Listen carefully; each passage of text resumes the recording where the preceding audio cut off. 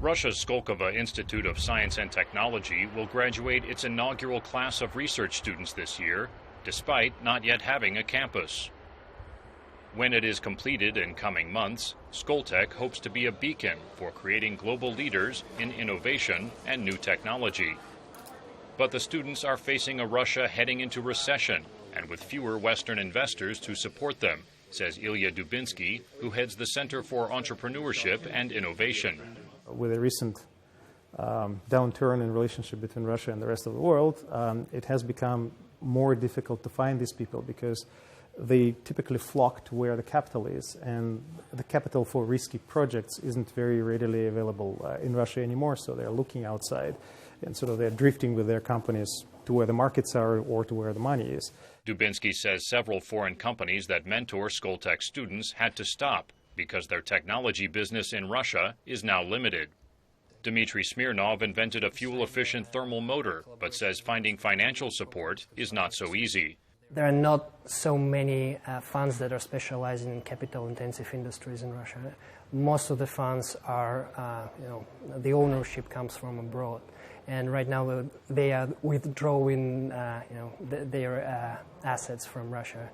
Kate Kotenko-Lengold was able to attract seed money from Russian investors for ImageAry, an online marketplace she developed to sell satellite and aerial imagery. She got the idea while studying overseas at the Massachusetts Institute of Technology, one of Skoltech's partners. I had 2 degrees back in Russia, and it brought me a great foundation, but it was important to apply this knowledge to real life, and MIT actually taught me how to make it. The Research Institute is part of the Skolkovo Technology Park, initiated by Prime Minister Dmitry Medvedev when he was Russia's president. The Russian government pledged nearly $5 billion to build Skolkovo, but many worry its funding will be cut as authorities focus on propping up state banks and the economy. However, the government is maintaining support for Skoltech, says Dubinsky, who studied in both Russia and the West and remains optimistic. When I returned to Russia, most of the students, even from the best technical universities, wanted to come and work for either administration of the president or large banks or oil companies.